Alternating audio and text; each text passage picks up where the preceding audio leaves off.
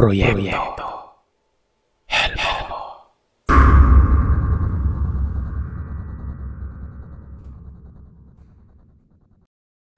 Mapagpalang araw sa inyo, Sir Seth. Tawagin niyo na lamang po ako sa pangalang Oliver. Isang tanod.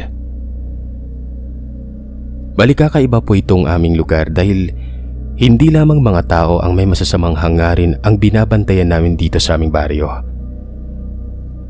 Maniwala po kayo o sa hindi, binabantayan din namin ng mga masasamang elemento na may balak mambiktima ng mga inosenteng tao.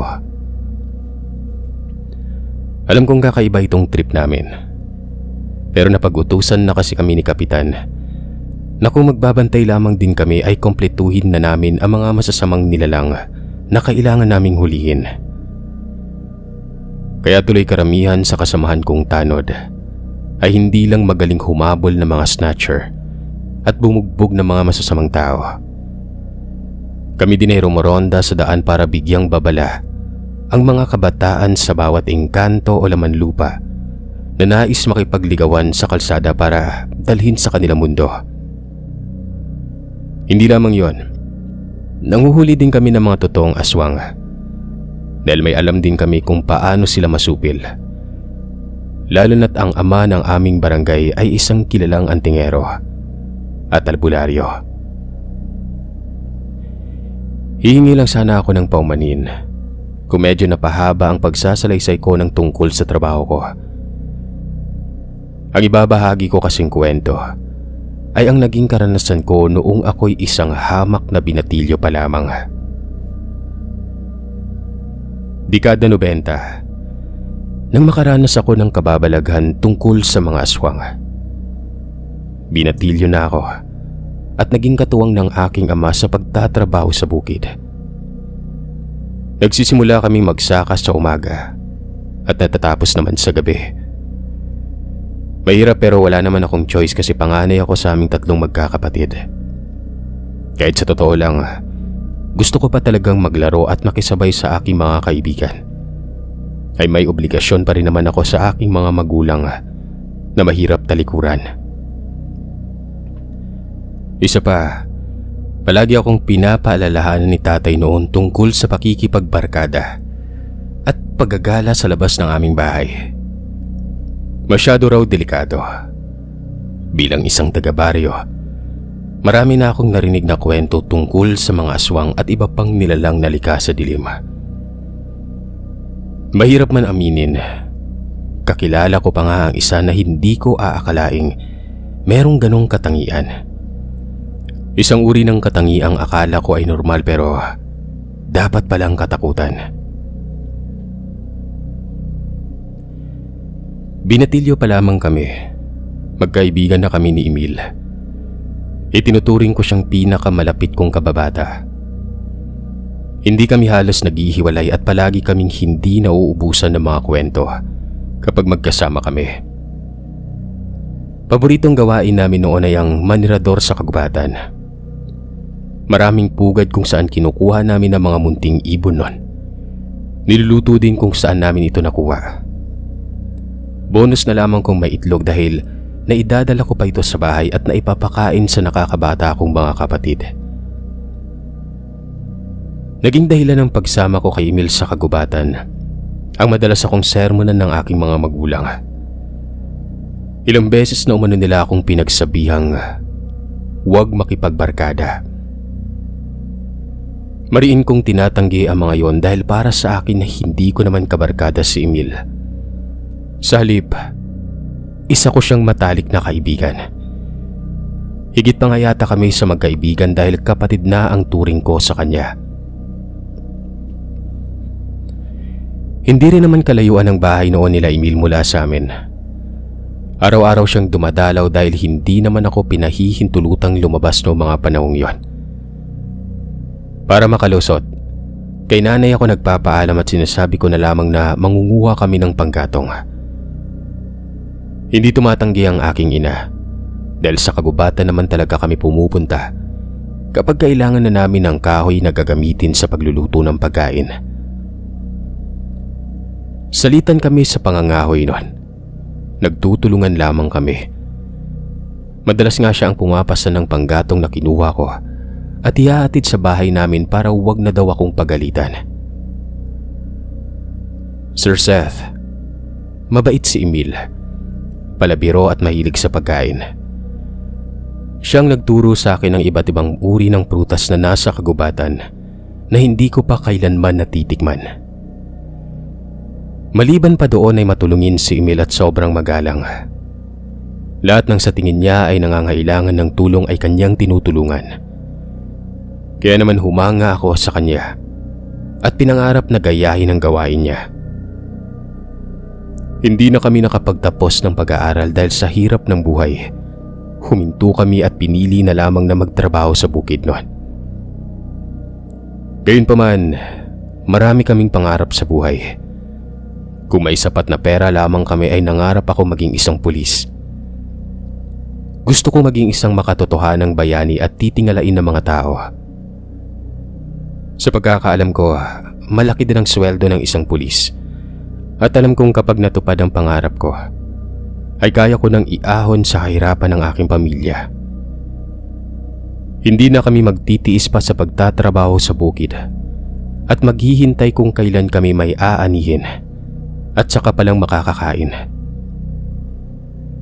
Isa kami sa daan-daang magbubukid na nagdadala ng gulok, itak, at kahit na anong kagamitan at nagbubungkal ng lupa para tamnan ng palay at gulay. Pagsapit ng tamang oras para sa pag-ani, ay kami din ang nagtatrabaho at pinaghahatian ang naani naming gulay. Sakay pagbebenta sa palengke samantalang ang palay naman ay pagsisikapan naming ibilad hanggang sa makakuha ng naipapagiling na bigas. Nang pareho kaming mag-15 anyos, magkasama pa rin kaming nagtatrabaho sa bukid noon. Hindi kami naghihiwalay at naging mas malapit pa sa isa't isa. Nang merong dumating na isang mayamang negosyante sa aming lugar, ay ipinaalam niyang naghanap siya ng iilang grupo ng kalalakihang pwedeng sumama sa kanya para magtrabaho. Natatandaan ko noon, manggagapas, kargador, at houseboy ang mga klase ng trabahong hinahanapan niya ng tao. Nang itanong ng aking mga magulang kung magkano ang sweldo noon, namangha ako. Hindi ko kasi maisip kung gaano kalaki ang aming matatanggap na sahod sa isang buwan.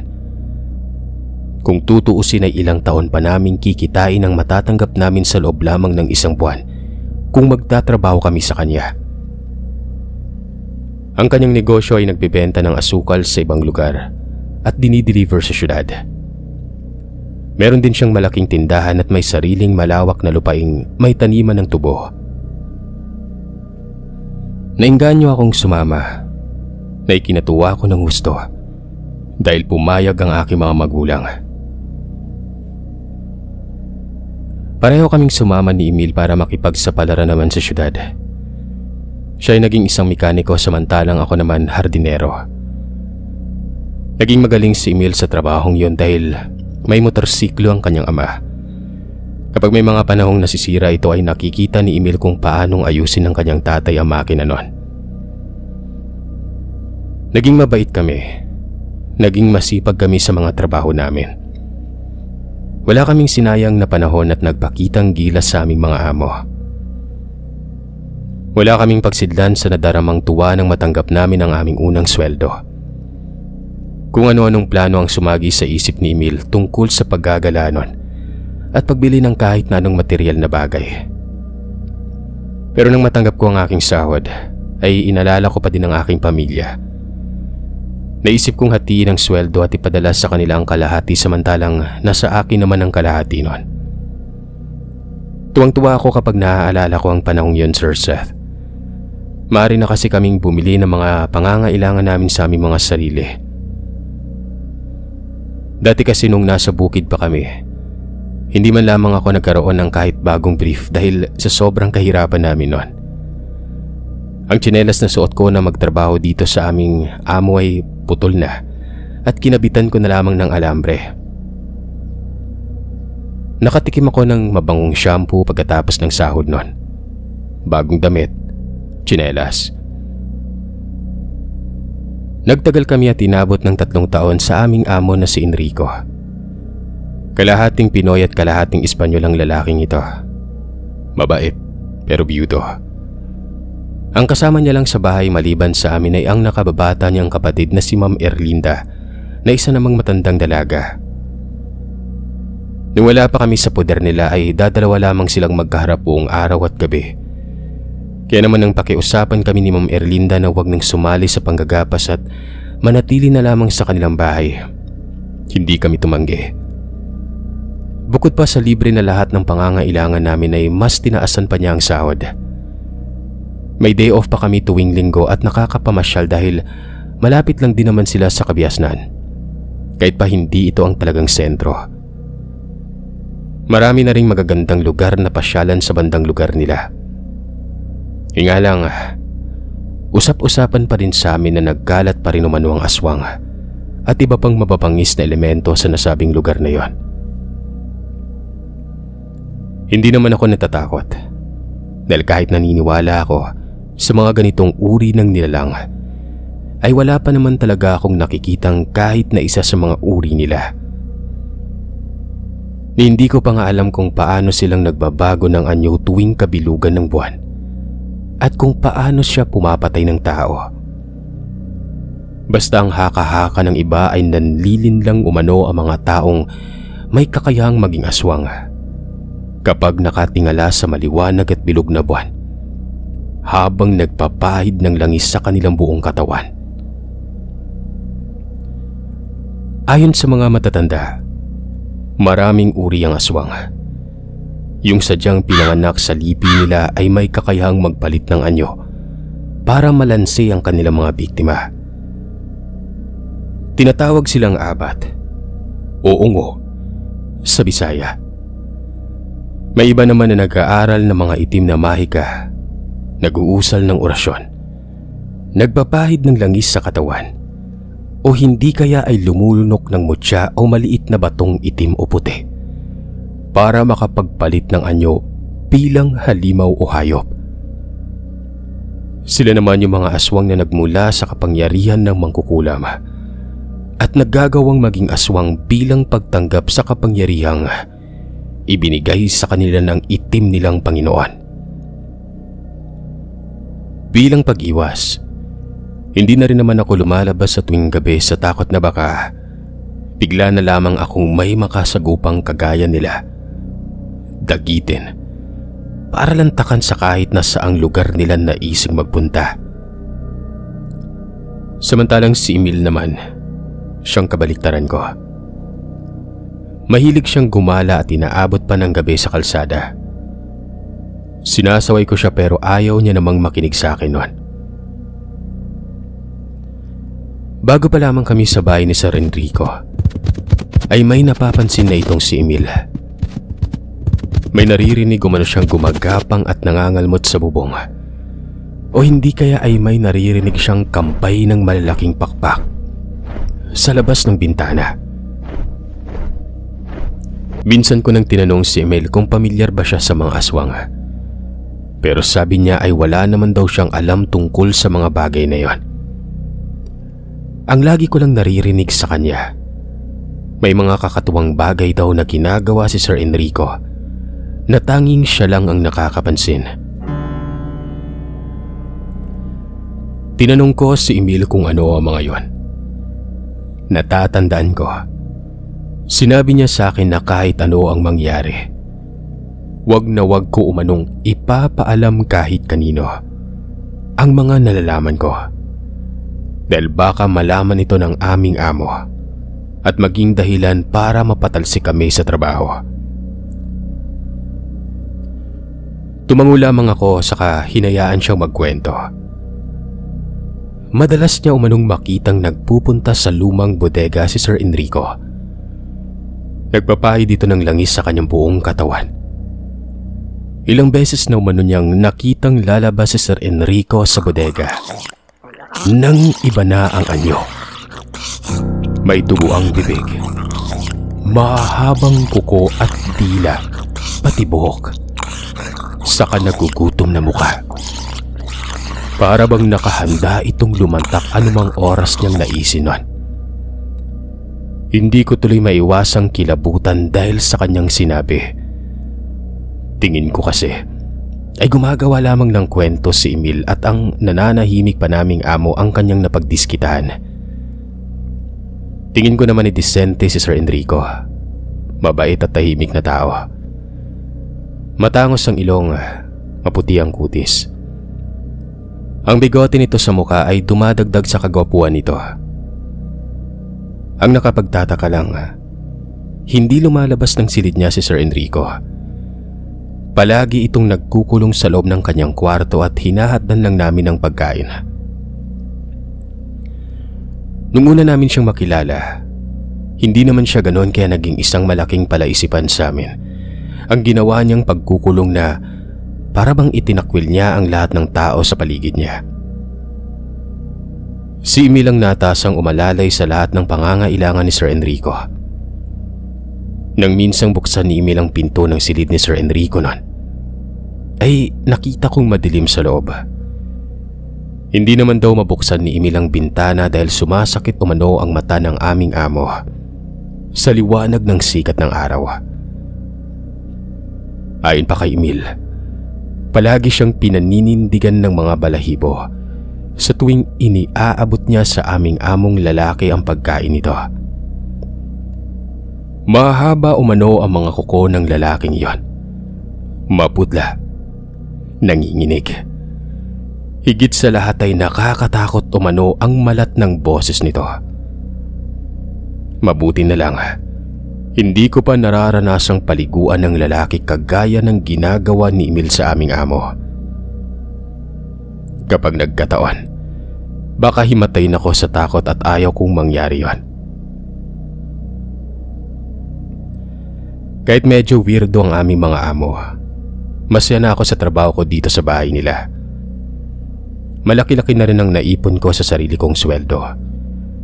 Bukod pa sa naipapadala ko sa aking pamilya. Sa katunayan ay may naipatayong maliit na sari-sari store ang aking nanay na siyang pinagkukuhanan namin ng lahat ng pangangailangan nila sa bahay. Ang kita naman ay nagagastos din sa pag-aaral ng dalawa kong nakababatang kapatid at naipambibili pa nila ng pagkain. Kaya kung uunahin ko yung pagtataka, kuryosidad at takot, paniguradong hindi ako magtatagal sa trabaho ko. Kahit papano naman, hindi ko napapansing kakaiba kung makipag-usap sa akin si Sir Enrico.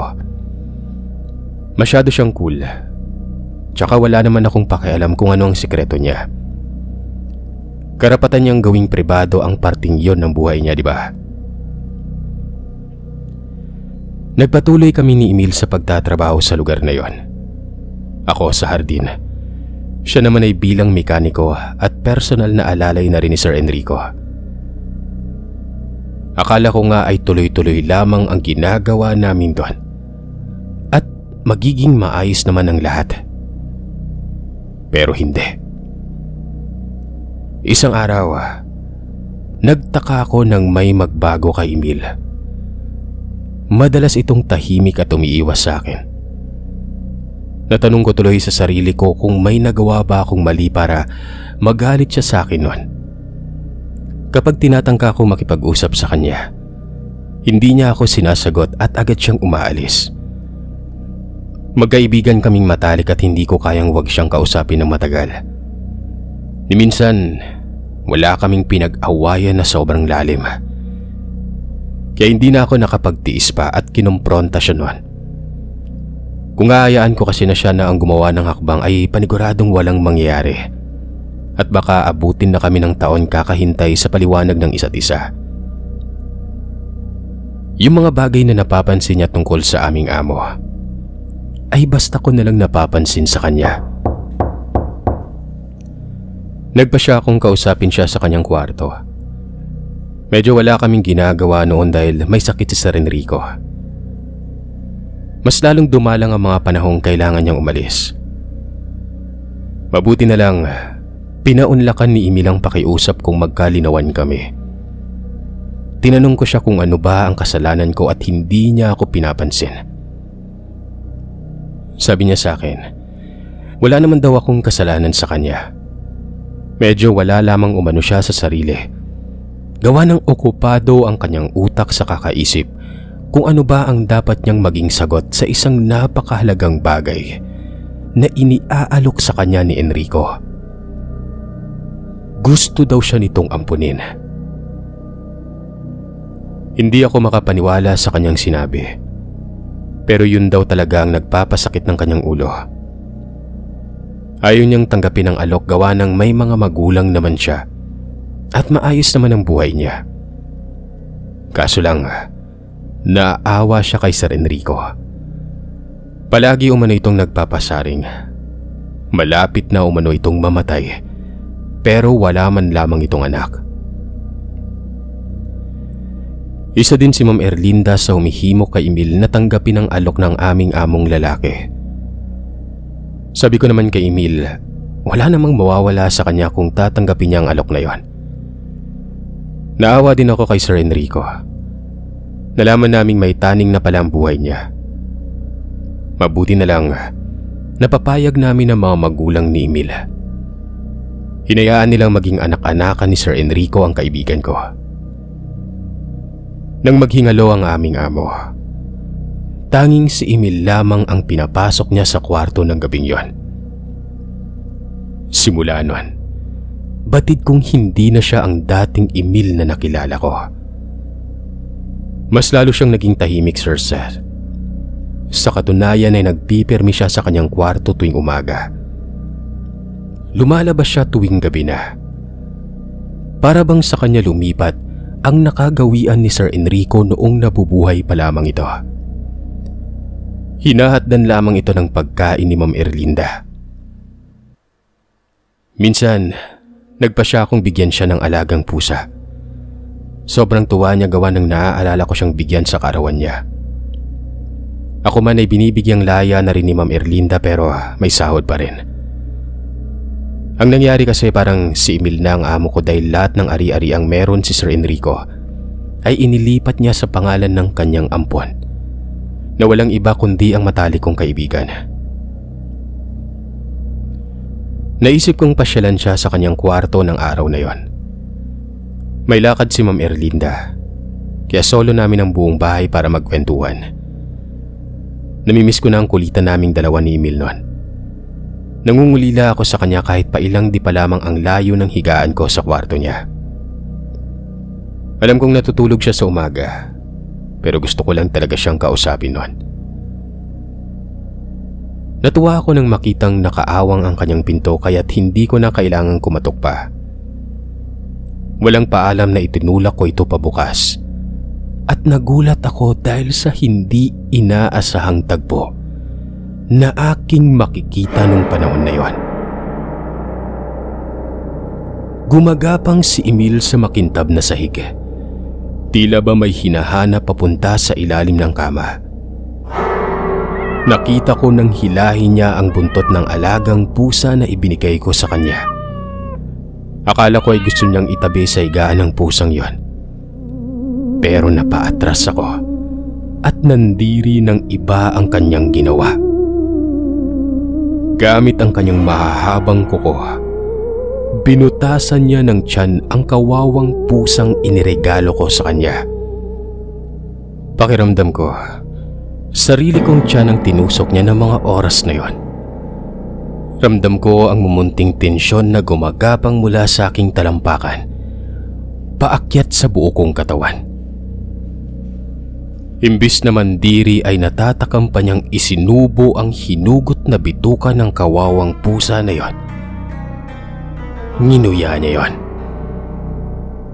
Nanlaki ang aking ulo dahil sa aking nasaksihan.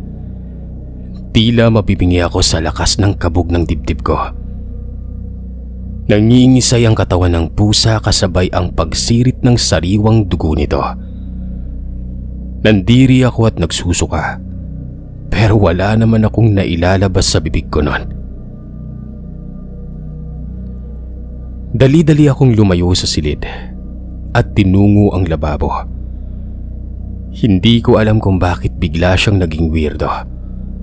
Halos lahat na lang ng kakaiba sa kanya ay napapansin ko na. Mas nakaramdam ako ng gimbal nang mapatitig siya sa kamay ko nang minsang masugatan ako habang nag-aayos ng bulaklak sardin. Nagdugo ang daliri ko noon. Tila ba naglalaway o natatakam nito? Ilang beses ko na ring napansing tila may mabibigat na hiningang nakaabang sa akin sa kabilang dingding na parang inaamoy ako. Dahil dito, madalas akong manatiling dilat sa gabi at nakikiramdam. Nakakarinig ako ng mga kaluskos sa kwarto ni Emil. Tila ba nahihirapan na tumuungol nun. Tumindi pa lalo ang paghihilakpot ko nang hindi sinasadyang kinailangan kong bumangon isang hating gabi para magbawas. Nasa ibaba ng kusina ang banyo para kailangan ko pang lumabas ng kwarto at bumaba ng hagdanan. Nang humahakbang ako papuntang kusina, napalingon ako sa balkonahe. Napakunot noon nang mapansing bukas ang main door. Isasara ko na sana ang pinto nang matigilan ako noon. Kitang-kita ko ang pagtuwad ni Emil habang nakatingala ang kanyang mukha sa maliwanag at bilog na buwan. Pakiramdam ko ay papanawan ako ng ulirat dahil sa nasaksiyan ko. Nakita ko kung paanong ang kanyang maamong mukha ay naging mabagsik at nagkaroon ng mapupulang mga mata. Napakahaba ng dila nito at naging kasing nipis ng sinulid.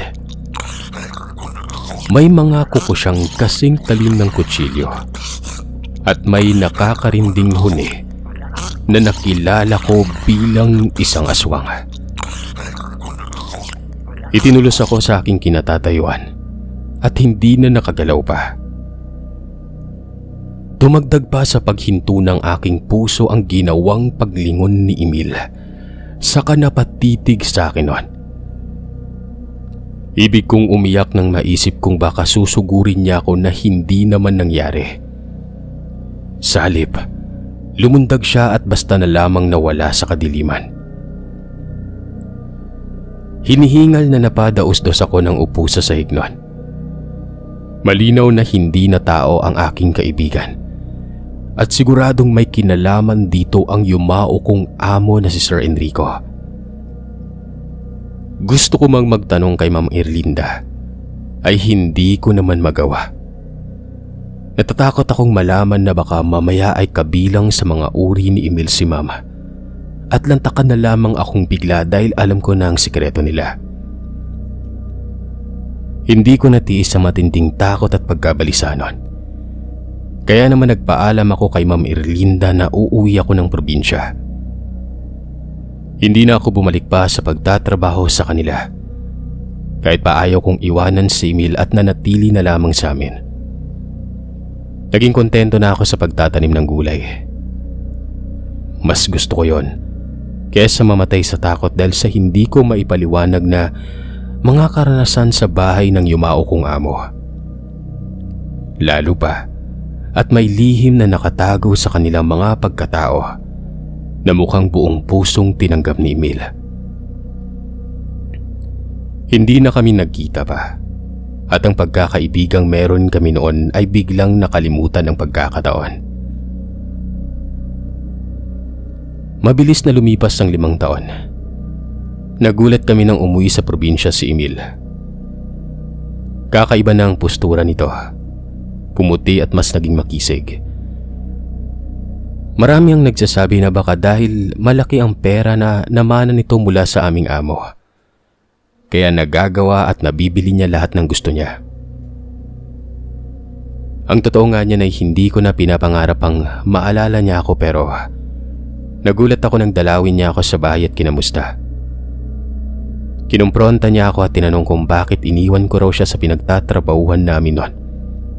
Nalabis na ikinakunot ng noo ko. Ayoko nang magsalita pa dahil alam naman naming dalawa kung ano ang dahilan at bakit ko siya iniwasan. Mula nang dumating siya sa baryo, may mga kababalagan ng nangyayari na labis kinatatakutan ng mga tao. Tila ba nagkataon lang na kung kailan siya dumating ay saka naman may mga inaswang sa kabilang baryo. Sa kapitbahay naman ay may namatayan ng kalabaw at baboy. Naging alerto tuloy kami at kahit na may hinuha na ako kung sino ang may kagagawan nun. Inabangan ni na tatay ang salarin kinagabihan. Isa din siya sa mga tanod kaya obligado silang magronda sa gabi. Nasa may sangang daan sila nang mapagpasyaan ng mga kasamahan ni tatay na maghiwa-hiwalay para mas mabilis na matagpuan ang salarin.